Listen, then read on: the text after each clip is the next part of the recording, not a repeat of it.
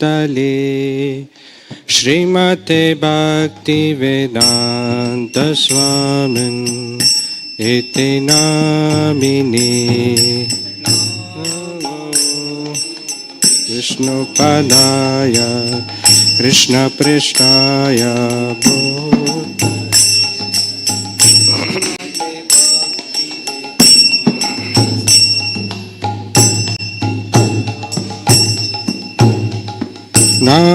Namaste Saraswati Devi Gauravani Pracharine Nirvishesha Shunyavadi Pashyatya Deshatarine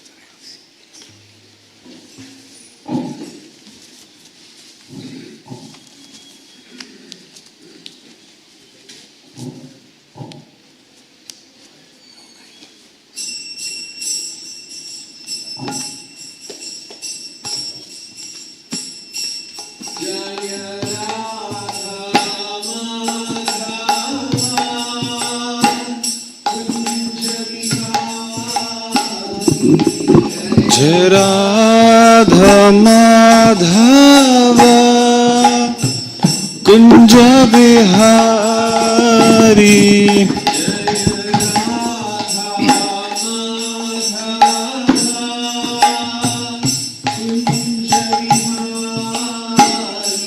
Jai Radha Madhava Kunja Vihari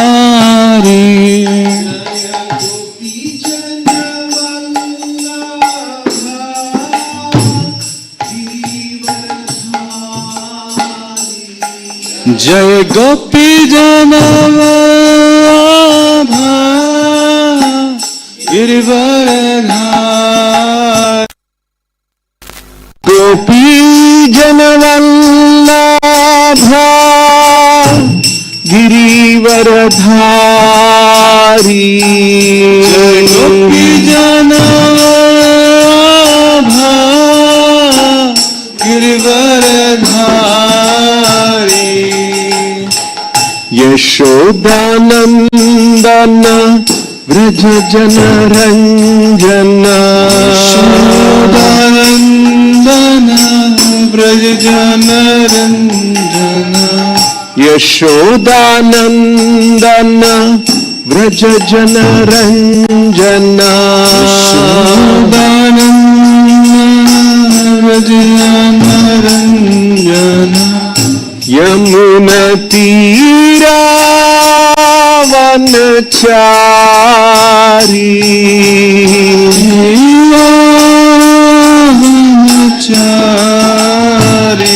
Yamuna तीरा वनचारी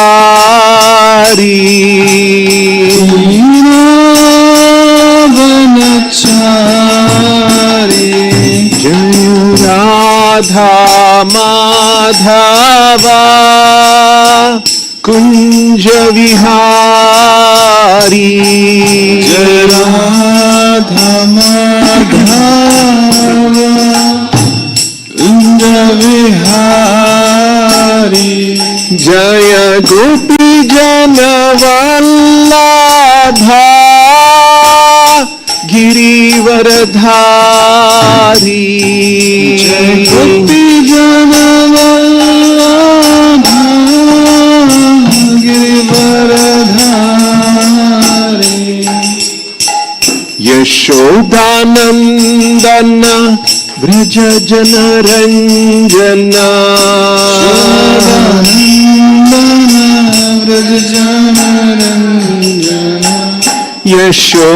यशोदानंदन व्रज जनरंजन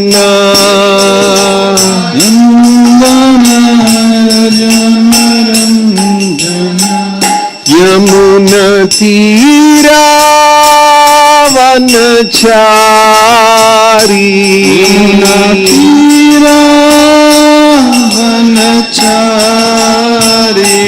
जय राधा माधवा कुंज विहारी जय राधा माधवा कुंज विहारी जय राधा वृंदावन चंद्र राधा वृंदावन चंद्र राधे राधा वृंदावन चंद्र राधा वृंदावन चंद्र राधे जय राधा वृंदावन चंद्र राधा वृंदावन चंद्र राधे राधा वृंदावन चंद्र राधा वृंदावन चंद्र राधे जय गौरनिताय गौरनिताय गौरनिताय जय गौरनिताय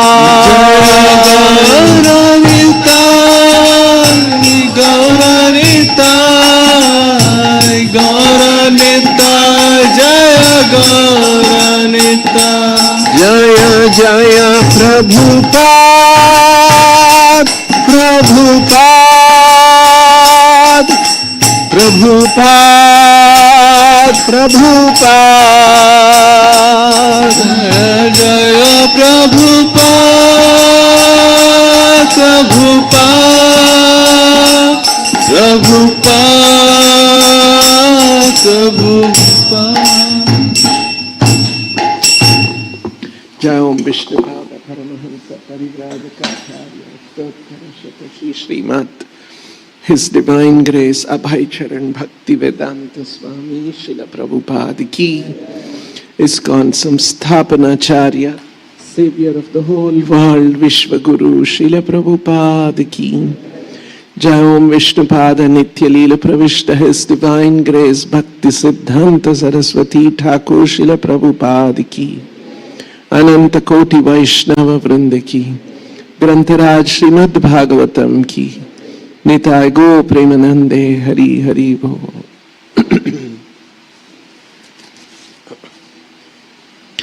ओम नमो भगवते वासुदेवाय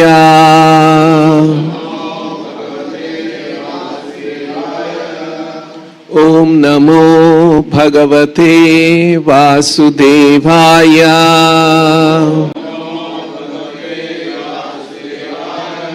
ओम नमो भगवते वासुदेवाय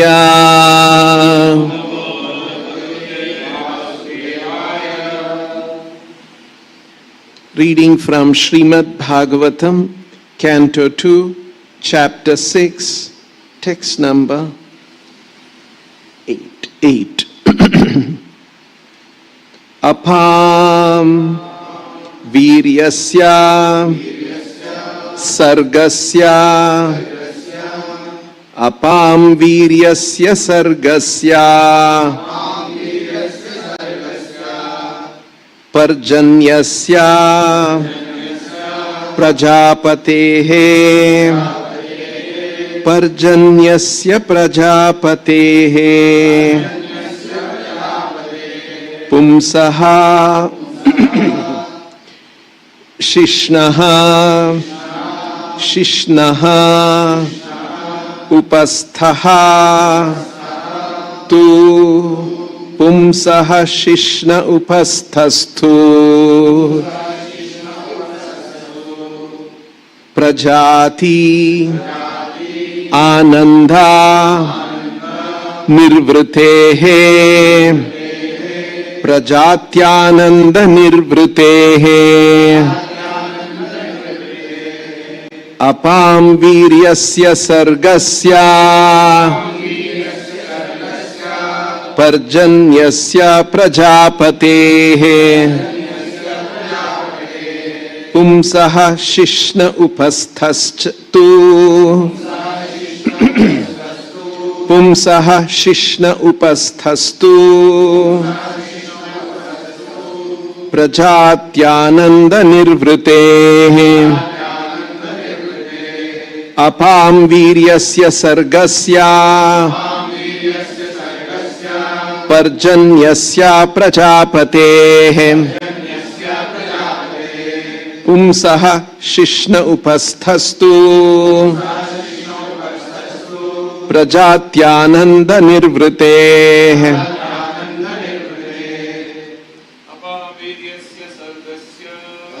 Viryasya Sargasya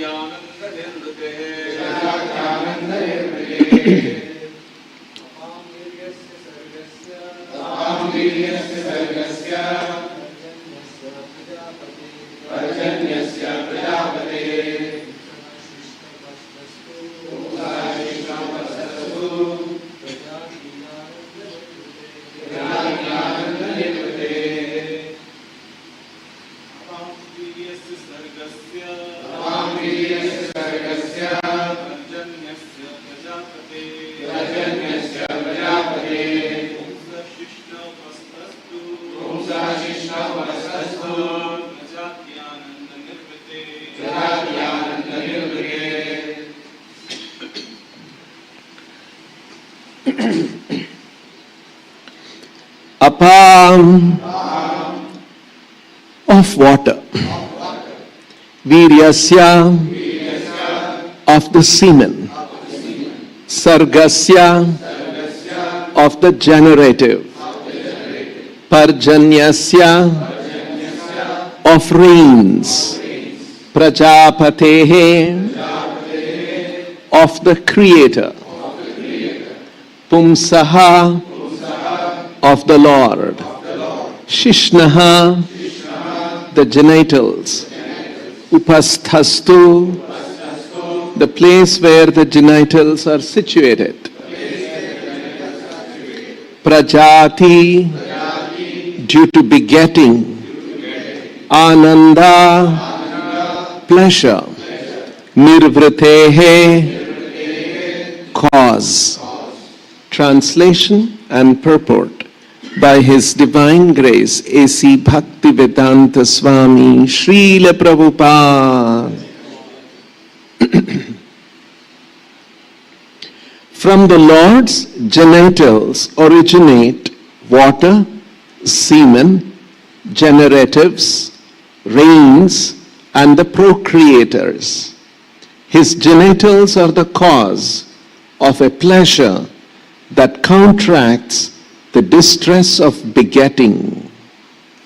Translation with repetition. From the Lord's genitals originate water, semen, generatives, reins, and the procreators. His genitals are the cause of a pleasure that counteracts the distress of begetting. Purport by Srila Prabhupada. The genitals and the pleasure of begetting counteract. The genitals and the pleasure of begetting counteract the distresses of family encumbrances.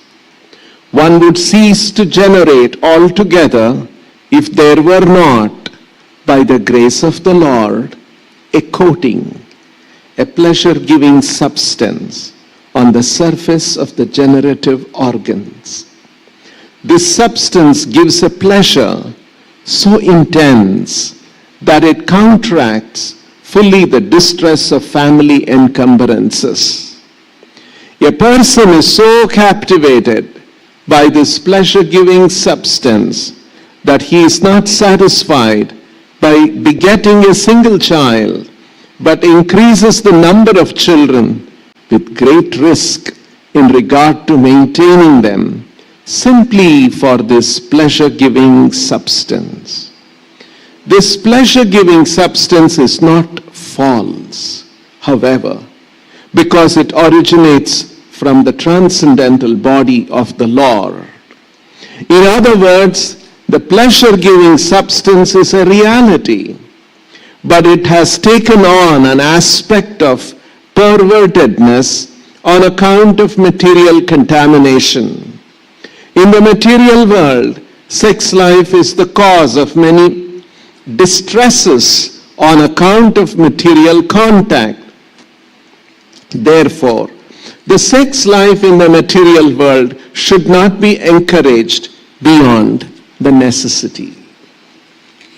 There is necessity for generating progeny even in the material world, but such generation of children must be carried out with full responsibility for spiritual values.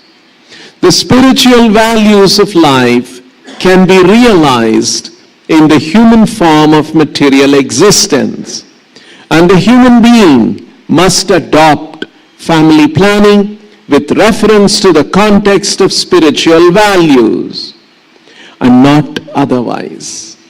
The degraded form of family restriction by use of contraceptives, etc., is the grossest type of material contamination.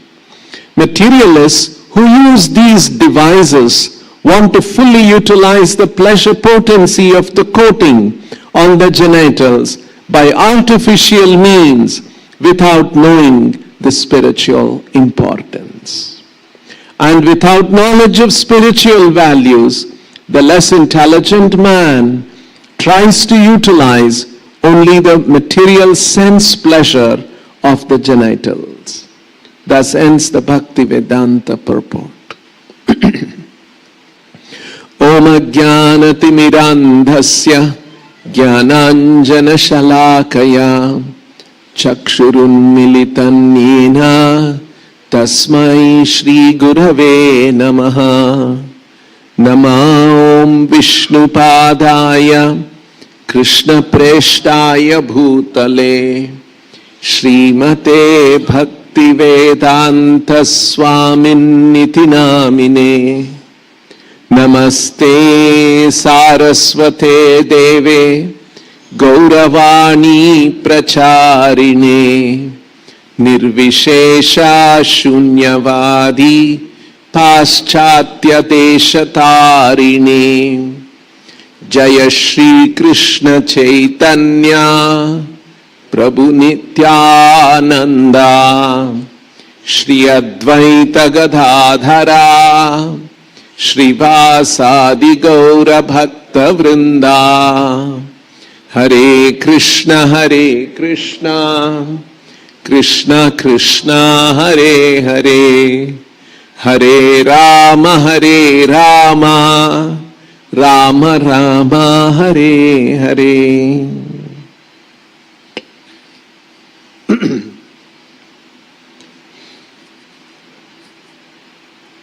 So this is from the 6th chapter of the 2nd canto, called Purusha Sukta, Confirmed.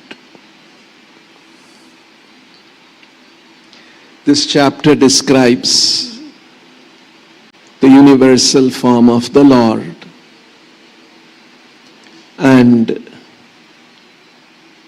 how the various aspects of the material world that we encounter as human beings, and many other aspects of the material world which we may not encounter as human beings, because this cosmos is so big. All of that have its origin in the universal form of the Lord.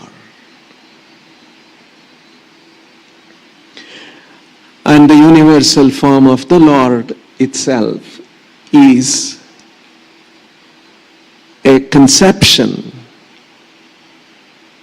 of the various material energies in the universe.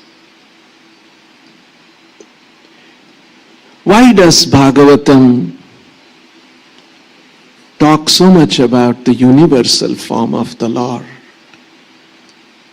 After all, Bhagavatam is meant to tell us about the spiritual pastimes of the Lord. When Krishna appeared here in Vrindavan, or in Dwaraka, or in Kurukshetra, those pastimes we are supposed to understand. But why the Bhagavatam dwells so much on these aspects of the universal form, and to the kind of details that is described in this verse? The reality is, in our present contaminated state, we cannot properly appreciate, we cannot properly contact the spiritual energy. We understand material energy around us. We are surrounded by material energy. So, although we are in contact with material energy, this material energy itself is the energy of the Lord. And how the Lord deals with the material energy, how the material energy manifests itself, which is what we can interact with. So, we must know how these energies have come about and the spiritual value associated with that. Prabhupada has used many times that word, spiritual values, in the purport.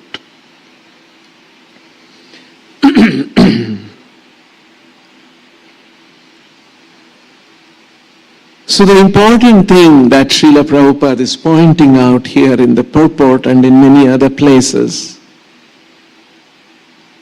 is this universe has a spiritual purpose. Suppose you are working in a factory, in a soap making factory. The factory, the company has a purpose. They want to make soaps. They want to make soap in a most economical way and maximize the profits. That's what the soap factory is meant. Or you have a tire factory and you are an employee in a tire factory. You are supposed to work for manufacturing of tires in the most efficient way and maximize the profits. So the soap factory has a purpose. The tire factory has a purpose. All of these institutions have a purpose. Now, the universe in which we live in also has a purpose. Just like an employee of a factory is obligated to fulfill the objectives of the factory, we are all inhabitants of this large cosmic universe, part of this creation. We are deriving benefits from the creation, from this universe. Just like an employee derives so many benefits from the company, he gets his salary. With the salary, he is able to take care of his family, meet so many, fulfill his desires. In the same way, we are part of this universe and we are deriving so many benefits from this universe. And so, we have an obligation, just as an employee of an organization has an obligation, in the same way, we have an obligation to fulfill the purpose of creation. Mostly people don't even know that there is a purpose for this creation, except that they think this creation is for my enjoyment. I must use it, I must extract pleasure out of it and maximize my pleasures, and I must just enjoy. And that's the purpose of the universe. So this is the understanding of the ignorant persons in this world. I'm sure we are all, to various degrees, also ignorant and part of this universe. So, very rarely we even think about the purpose of creation, but actually, Srila Prabhupada points out, the Vedic literatures point out, this universe and our presence here has a spiritual purpose, a spiritual significance. And everything we do should be in harmony with that spiritual purpose. Just like an employee in a factory, 9 to 5 when he is working, everything he does should be in harmony with the purpose of the company. He can't be watching a movie in the company hours. He can't be having 1 hour conversation with family members, friend. Some emergency, understandable. Okay, few minutes you talk, understandable. No, every day I have to speak for 2 hours to my family, friends, in the company, office hours. The employer won't agree to that. So, we have, as a well-situated employee, has to do everything in harmony with the purpose of the company or the institution he is part of. In the same way, this whole universe is a large institution of which we are a part. Every moment we breathe, and the air is provided to us by this universe. Every few hours we need water, it's provided to us by this universe, by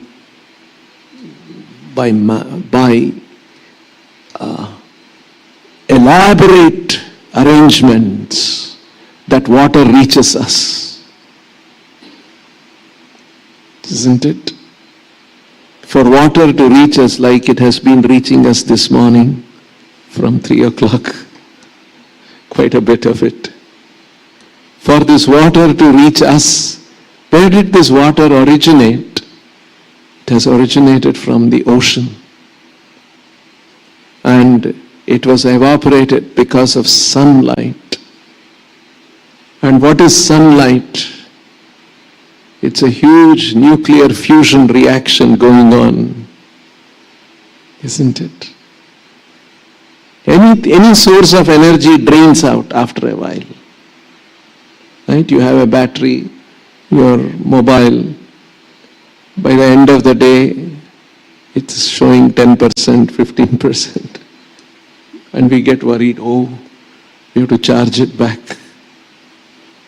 So because the battery drains out, all sources of energy drain out. But that sun appears to be not draining out at all. Our grandfathers, great-grandfathers took advantage of it. We are also taking advantage of it. You see, such a massive, practically inexhaustible source of energy which is up in the sky, and then it evaporates the water, and then it forms clouds. And again, because of the heat of the sun, there are temperature gradients created which move the clouds over to the land in the form of breeze. And then again it descends as rain, distilled water. The water in the ocean we cannot use, right? If you go to the ocean beach, you walk in the water, you come back, you're feeling very uncomfortable, sticky, you want to wash with clean water. The water in the ocean is not suitable for our use, but it is neatly distilled and pure water descends to fill our reservoirs, to fill our rivers, which we can take. See, what an elaborate arrangement.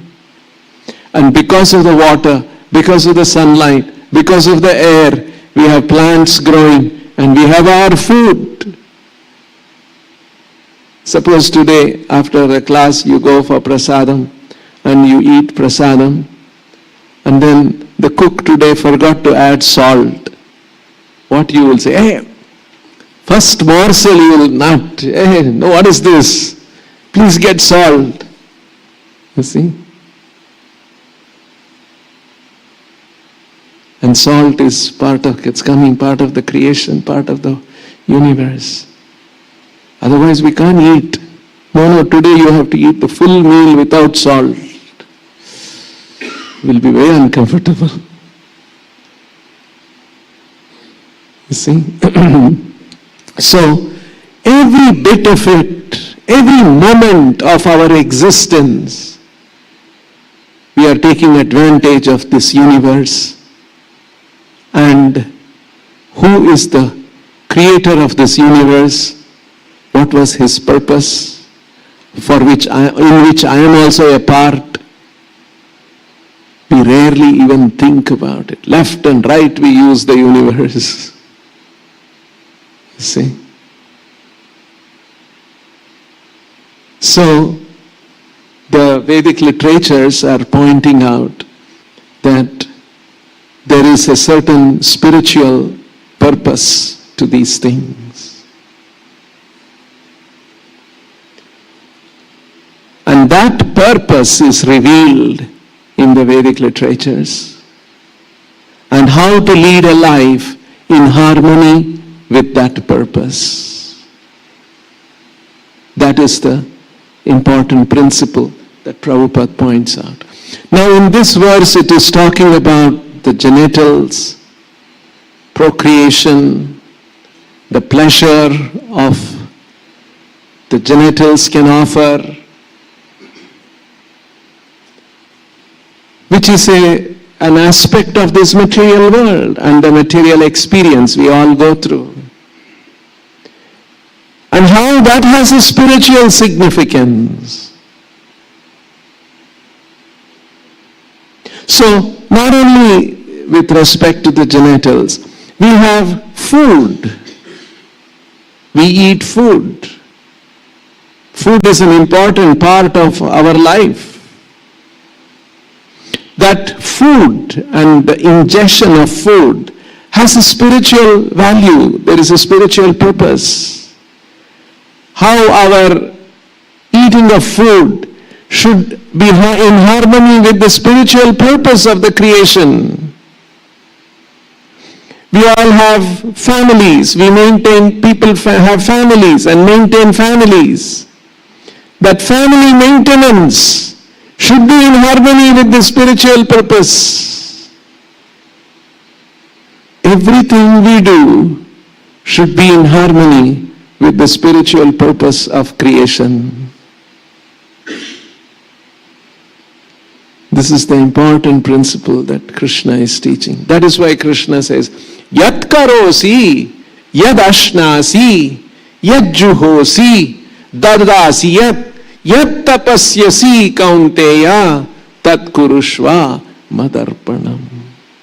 Whatever you do, yat karosi, yad ashnasi, whatever you eat, yad juhosi, whatever you sacrifice, yat tapasyasi, whatever you austerities we practice, yad dadati, tat kurushva madarpanam. Do everything as an offering unto me. You see? So, this is an important understanding and realization that all that I do should in different ways advance the cause of creation of this universe and my presence in this universe. Just like everything an employee does in the organization, 9 to 5, it should be in some way advancing the purpose of the organization. He's meant to do that. He's obligated to do that. In the same way, there is a spiritual purpose to our creation. There is a spiritual purpose to this creation. And what is that spiritual purpose? And that is, we all have a relation with the Supreme Lord. We must revive that. We must understand that. We must appreciate that. We must experience that. We must perfect that understanding. This can be done in the human form of life. And the Bhagavad Gita and Srimad Bhagavatam is a perfect presentation is the perfect scientific presentation of our relation with the Supreme.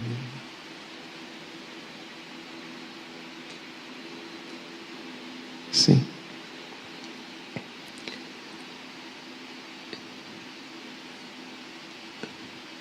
Imam vivasvate yogam proktavan aham avyayam. Krishna begins the 4th chapter of the Gita. Imam vivasvate yogam proktavan aham avyayam. Aham proktavan. I spoke. Ukta, uvacha means to speak. Prokta means I spoke in great detail. I spoke this knowledge. I presented this knowledge. Imam vivasvate yogam proktavan aham avyayam. Aham vivasvate, unto vivasvan, to vivasvan, vivasvate. Aham proktavan, I spoke. What? Yogam. Imam vivasvate yogam proktavan aham avyayam. Avyayam yogam aham proktavan vivasvate proktavan. I spoke this imperishable yoga. Avyaya. Vyaya means something that perishes. It deteriorates. This is avyaya yogam. What is this yogam? Prabhupada very nicely translates in the synonyms of this verse. Yoga is the science of one's relation with the Supreme. This is the imperishable, avyaya yoga. We have a relation with the Supreme. It is a science. It is not a sentiment. It is a fact. And that relationship, what is that relationship? The science of that relationship. And how to revive that. And how to understand that. How to experience that. Is it just a theoretical, philosophical concept that we must intellectually appreciate? Or is it something that we can experience it? Just like if I give you a bowl of sweet rice and say, this was made with the best basmati rice. And this was made with the best milk ever available. And I explain all the different things. You are supposed to experience the sweet rice intellectually like this, or you can take a scoop out of it and put it on your tongue. It's really delicious. No, you cannot eat. You just have to see and you hear me talk about it and intellectually appreciate it. It's not very interesting, isn't it? So in the same way, when we talk about our relationship with the Lord, is it something to be intellectually conceived, or I can experience it? No. Raja Vidya Raja Guhyam Pavitramidam Uttamam Pratyaksha Avagamam Dharmyam. Pratyaksha Avagamam. Avagamana means to understand. Pratyaksha means direct experience. This knowledge of the soul is to be understood by a direct experience. Krishna is not saying you just have to understand this intellectually. No, you have to understand this by experience. Pratyaksha avagamam. Just like we are seeing each other in this room in front, we have an experience of each other. In the same way, pratyaksha avagamam. This knowledge enables to have a direct experience of the soul and its true position. That is the meaning. But generally in this world, what we do is, we are interacting with this world, we are engaged in this world in so many ways, but it is mostly disconnected from God. We don't realize that God and God's presence and God's desire, God's intent is very relevant for us. We are busy with so many things, and rain came, protect yourself, build a house, and etc., and go to the office, do work, get your salary, and enjoy life. Like this, the overall, who is the creator of this? How did this? What was his intention? This doesn't bother us at all. If at all there is knowledge of God because of parents and family, we need the blessings of God so that I will succeed in my plans for enjoyment. My plans for enjoyment. So that I will succeed. Because sometimes we see around us, we fail, others fail in their plans for enjoyment. So we don't want that to happen. We will seek God's blessing so that I succeed in my plans for my enjoyment. I'm not thinking what was God's plan for me. What is God's plan for this universe? Am I aligned with the God's plan for this universe? I'm not thinking about it. I have my plans. I have to succeed, and I need God's blessing, and I seek God's blessing. This is a form of religion which is called Karma Kanda religion. This is there in the Vedic literature also. But that's a very preliminary form of religion. It's like primary school, primary education. There's something called higher education, secondary education, higher education, advanced education. So a very preliminary form of recognition of God is to seek God's blessing for my pleasure, for my plan. Next higher level understanding is, if God has created all of this, what was His intent? Shall I know that? And can I align myself with that intent? This is a higher form of religion. This is a higher form of recognition of God. And this is called Sharanagati.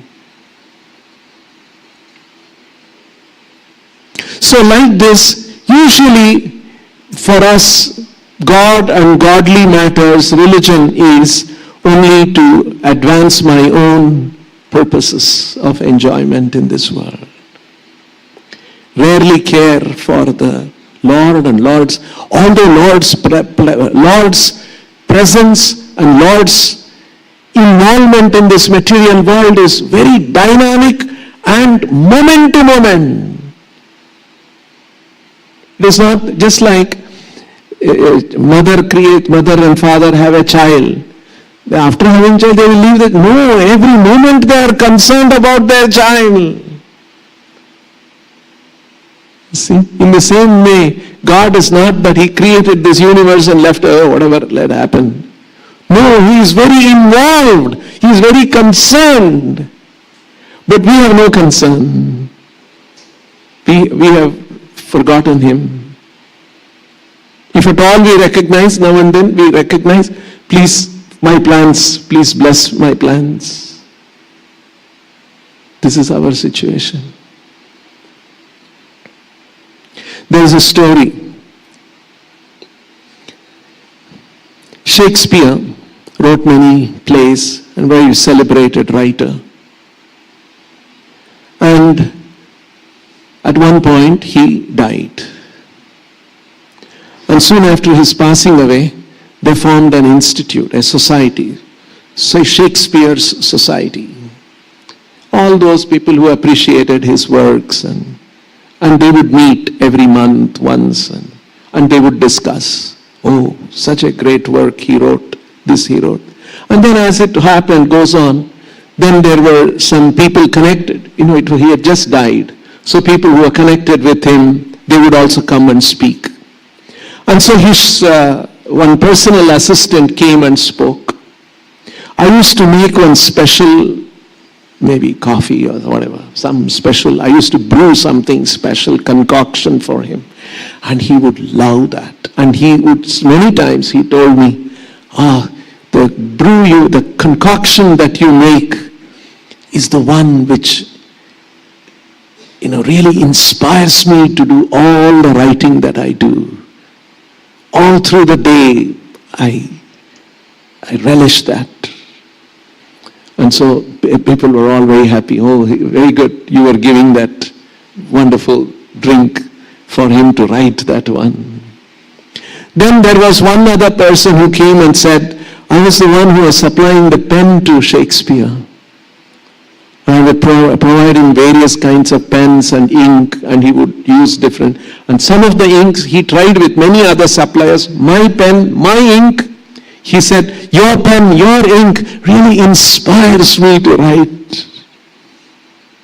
And they said, wonderful, And there was another guy who came and said, the table and the chair that Shakespeare was sitting on, I'm the carpenter who provided that. Oh, really?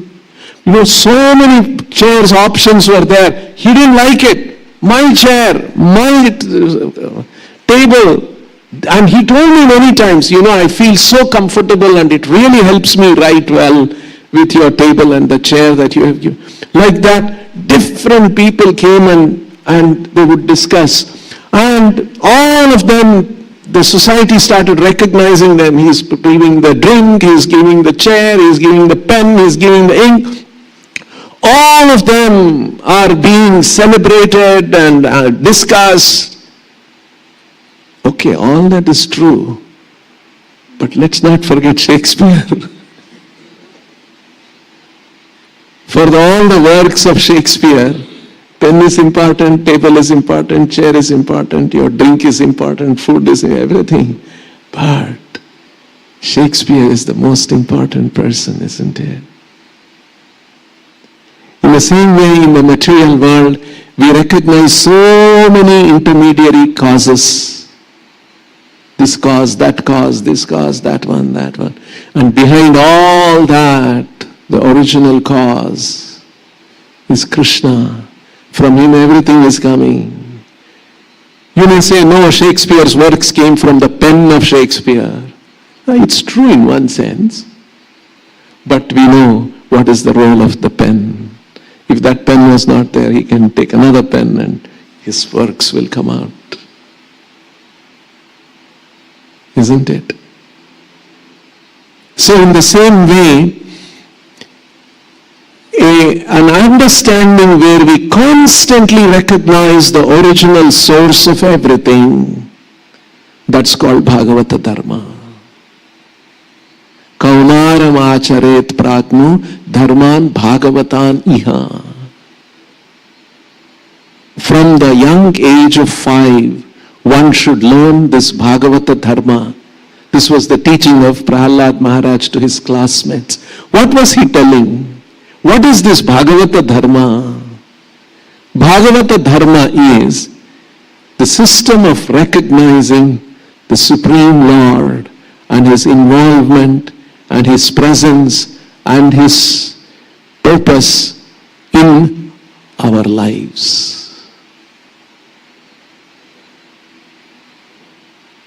You see, if Shakespeare's society recognizes all these other causes but does not recognize Shakespeare, they have missed out something very vital, isn't it? In the same way, our lives are usually recognizing all these intermediary causes. But that life where we recognize the original cause, Krishna, Sarva Karana Karanam. And so Krishna, the Supreme Lord, he is involved in this myth. This morning the rain came. If you ask the scientists why did it came, because of summer, heat, gradient, and this depression, and then the condensation, they'll give. This is like describing the pen and the ink and the chair and the drink and all those things, the cause of the rain. Yes, all those things are there. But who set it into motion? That first touch was given by the Lord. That's why Bhagavatam says, Janmadyasya yatonvayat itaratas charteshva bhignaswarat. Anvaya itarataha. Directly and indirectly, he is involved in the universe. Indirectly, he is involved through the devatas, through so many agents by which all these things happen. Dravya has certain shakti, the material elements have certain properties, and because of all those things, this rain comes about. But Anvayat Itarataha. Anvayat means directly, Itarataha means indirectly. He is indirectly and directly conscious of everything that's happening in the world. You see? So how does the Lord manage all these elaborate things going on in the universe?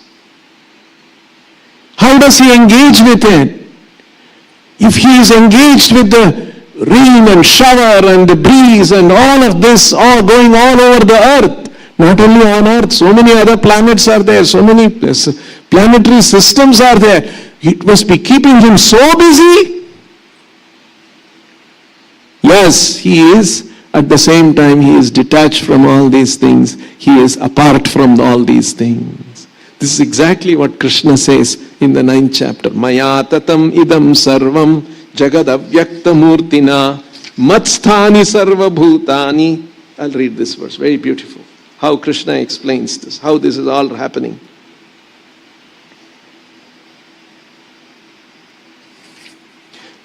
tatam idam sarvam jagadyakta murtina matsthani sarva bhutani nachaham teshvavasthitaha. By me in my unmanifest form, this entire universe is pervaded. All beings are in me, but I am not in them. Matsthani, sarva bhutani matsthani. Everything is existing in me. Nachaham teshvu avastitaha. But I am not in them. It looks like Krishna is speaking in riddles. It is not. Everything is resting on him. Everything is happening under his control. It is his energy, his control that is manifesting. Now if you think that, oh, he must be so busy doing all these things. He is. But at the same time, he is apart from this also. That's why in the next verse, Nachamatstani bhutani pashyame yogamaishwaram. Bhuta bhrinnacha bhutasto mamatma bhuta bhavanaha. And yet everything that is created does not rest in me. It looks like almost he's contradicting. You see? Matstani sarva bhutani, he said, Nacha matstani bhutani. Everything is resting on me. Everything is not resting on me. Pashyame yogam aishwaram. Look at my mysticism. Everything is resting on me, but at the same time, everything is not resting on me because I am apart from all these things. Although everything is resting on me, it's not that I am burdened by it. That's why Prabhupada writes in this purport here, the second verse. The Lord says that everything is resting on him. This should not be misunderstood. The Lord is not directly concerned with the maintenance and sustenance of these material manifestations. Sometimes we see a picture of Atlas holding the globe on his shoulders. He seems to be very tired holding this great earthly planet. Such an image should not be entertained in connection with Krishna's upholding this created universe. He says that although everything is resting on him, still he is aloof. The planetary systems are floating in space, and this space is the energy of the Supreme Lord. But he is different from space. He is differently situated. Therefore the Lord says, although they are situated in my inconceivable energy, still as the Supreme Personality of Godhead, I am aloof from them. This is the inconceivable opulence of the Lord. That's why Krishna is saying, Pashyame yogamaishwaram. Behold my mystic opulence. Pashyame yogamaishwaram. Behold this mystic opulence. Everything is resting on me. But I am not, everything is not resting on me. I am aloof. I am apart from this also. Although everything is resting on me. You see? So, this is how the Lord maintains and is involved in this world. At the same time, he is not involved. He is apart from this. And he is in the spiritual world with his loving devotees. And so, what about this? The Lord has many expansions. Through his expansions, he manifests and manages this universe. That is why Lord's expansion. Lord's expansion, some of them come to this world. That's the avatara. Lord's expansions, Lord's descent to this world. Lord's energies that give him pleasure, that give him knowledge. Oh, somebody is giving him pleasure? No, that's his energy only giving him pleasure. It's not that he is dependent on something besides him. It's his energy only. And to enhance that energy, he has got another kind of expansion called the Jiva Shakti, and we are part of that. This constitutes the Pancha Tattva. The Lord Lord's expansions, Lord's descent to this world, Lord's energy, and the Lord's expansion as the living entities. These five constitute the supreme absolute truth. So we are also an element in that. You see? This is the position. So coming to this particular thing about today's verse, Prabhupada is pointing out, the verse is pointing out that, where is it here? The Lord's genitals originate water, semen, generatives, rains, and procreators. His genitals are the cause of a pleasure that counteracts the distress of begetting. So, there is a certain pleasure, obviously, with the genitive organs. And Prabhupada describes that this is created by the Lord. And this is created by the Lord with a certain purpose to mitigate the miseries.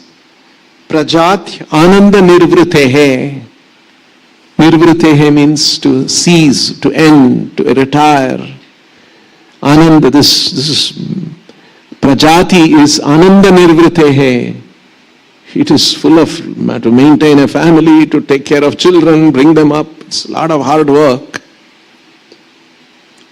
So, because of, although it is so, the Lord's arrangement is that there is a certain pleasure that is created, an intense pleasure, Prabhupada has said. And that drives a person. Now, how do we harmonize this with the purpose of the Lord?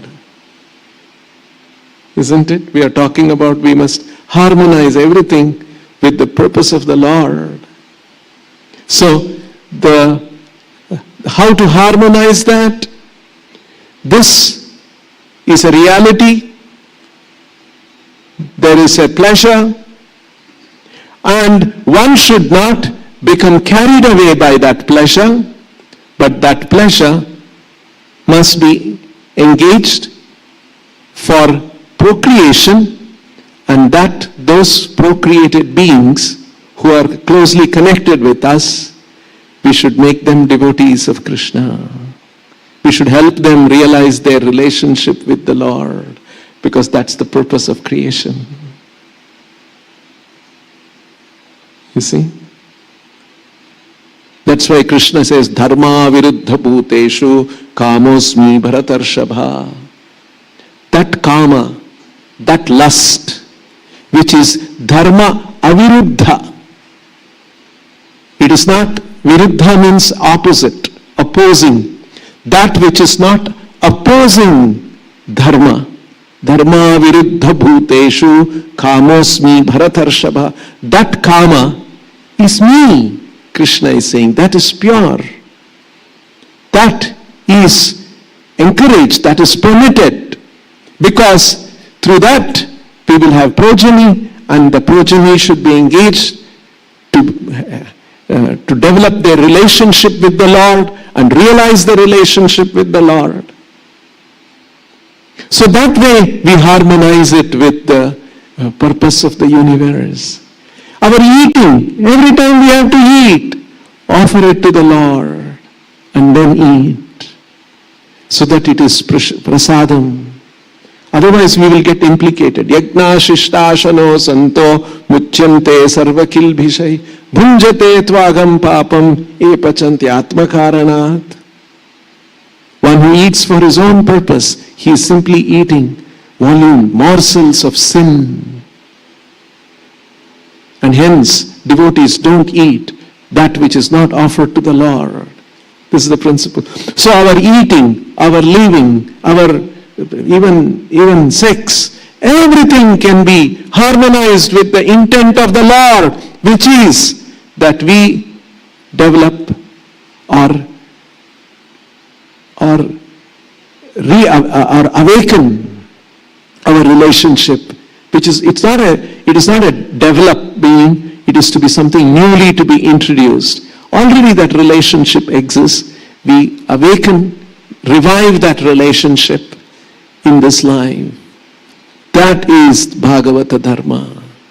constantly recognizing in every step the presence of the Lord and His involvement, because He is continuously involved in everyone's life. Ishvara sarva bhutanam hriddesha arjuna tishtati. He is situated in the heart of every living entity, including us, directing the wanderings of the living entities. So, Lord is right in the heart of every living. He is so much present. But we are ignorant of it. We are not thinking about it. We are not concerned about it. You see? So this is our situation. So Bhagavata Dharma means that which enables us, encourages us, teaches us how we should be every moment in touch with the Lord and lead and mold our lives in such a way that we are developing and advancing in our revival of relationship with the Lord. That is Bhagavata Dharma. Stop here if anyone has any question.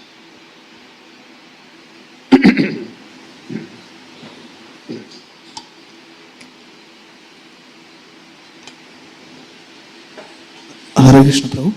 In the 9th chapter, Krishna says that it is experienced through direct perception. So what is this direct perception? Because it's not easy to perceive the Lord other than through the philosophical understanding.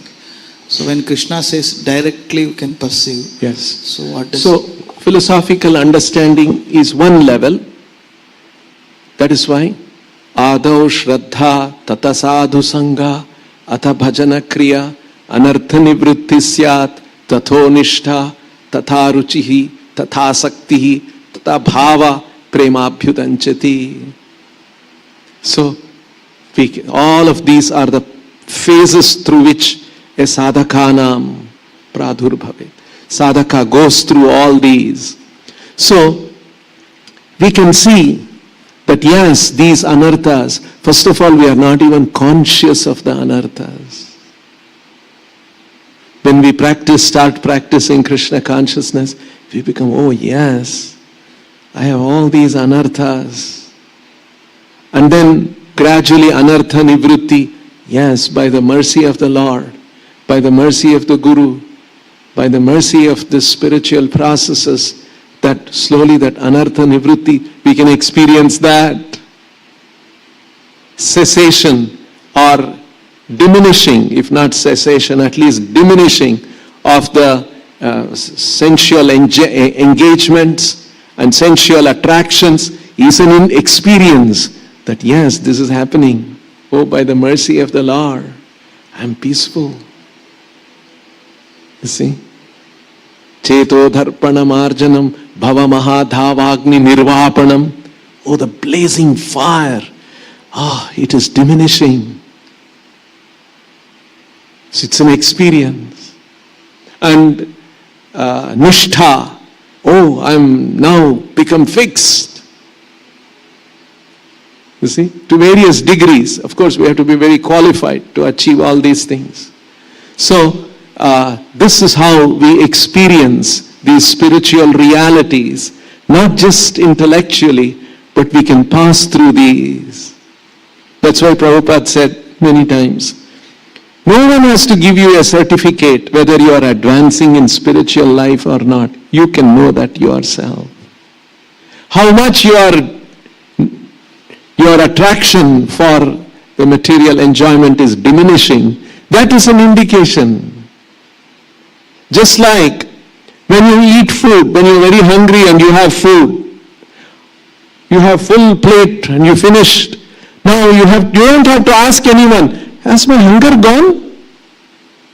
Do you think my hunger has gone? Do you think I should eat another plate full? No, you will know. You will know your hunger is gone. It is self-certifying. It is self-evident. You will know, my hunger is gone. So, like this, tada rajastamo bhavaha kamalobhadayaschaye chetayetair anavidhyam sthitham sattve prasidati. These are all the experiences that the Bhagavatam is pointing out. That how when we advance in Krishna consciousness, this rajas tamo bhavaha kama lobhadayaschaye chetayetair anavidhyam, our consciousness becomes freed from anavidhyam, from lobha, kama, lobha, which are all under the influence of rajas and tamas, and sthitham sattve, and become situated in sattva. And the indication of sattva, sthitham sattve, is prasidati, become very pleased. Just this understanding that how nice the spiritual life is.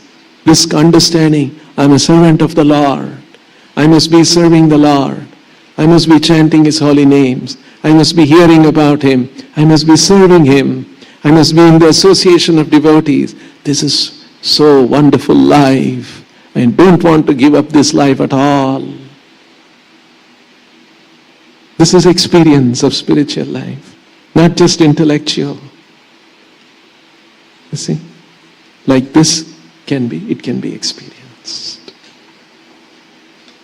Krishna Prabhu, in Bhagavad Gita 12th chapter, verses 8 to 11, Krishna tells about different ways in which we can engage in his work or in his service. Okay. So, like we as devotees, we are engaged fully. So, are we following all the things or just any of the things? Like, means, I want to ask, in every progress, like if we have some quantifiable or measurable standards, we know, okay, I am here, I have to be here. Or so, just like you were explaining this 9 processes. Adavshraddha. Yes. So, is there any quantifiable or measurable standard for all this?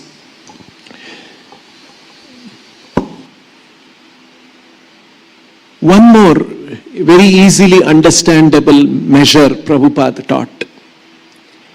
Prabhupada said, is your enthusiasm for serving Krishna, for practicing Krishna consciousness, is it increasing day by day? Or it is the same, or it is diminishing? That's an indication that we are making progress. Our enthusiasm for serving the Lord must be increasing. Prabhupada said another thing. How serious you are in spiritual life is indicated how eager you are to come for Mangalarati. See? Because if you have to come for Mangalarati, you have to get up early, sacrifice some sleep. And Prabhupada has said you should have freshen up and then come in fresh, clean clothes. You don't come simply groggy like that. So it requires. So that is an indication how serious you are in spiritual life. How serious we are in chanting our 16 rounds. So all these are indications, measurable, quantifiable, observable, easily identifiable in ourselves and in others. So we can see ourselves. Our enthusiasm is increasing. Our desire to serve Krishna is increasing. I want to do more and more service to Krishna. Like sometimes devotees, when they are given a new service, especially it happens in Pujari department, or sometimes some Pujari fell sick or something, you ask a Puja, please you have to do a little bit more. He pulls a long face. Oh, what's going on? You should be, all right, I will do Prabhu today. It's okay, I can do more service. That's eagerness, that's enthusiasm. Oh, why I should go find someone else? What's the attitude of the devotee? You see? So these are all indications. Our eagerness, our enthusiasm to do service, our enthusiasm, our interest to read Prabhupada's books, our interest to participate in the kirtan, all this should be increasing. That's an indication of, these are all health indices of spiritual life. This shows that spiritual life is in good health. Like this, we can find out. We'll stop here. Grantharaj Srimad Bhagavatam ki, Shri Radha Vrindavan Chandra ki, Shri Vrindavan Dham ki, Shri Nitai Gauranga ki, Srila Prabhupada ki.